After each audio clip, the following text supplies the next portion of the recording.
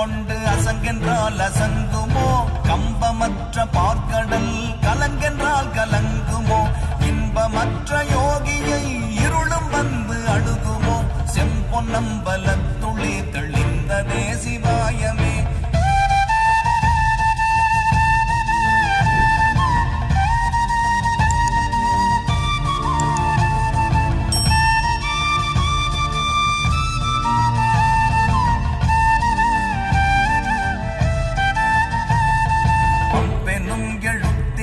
அகண்டம் ஏழுமாகினாய் முவ்வெனும் எழுத்தினால் உருத்தரித்து நின்றனை, மவ்வெனும் எழுத்தினால் மயங்கினார்கள் வையகம், அவ்வும் உவ்வும் அவ்வுமாய் அமர்ந்ததே சிவாயமே.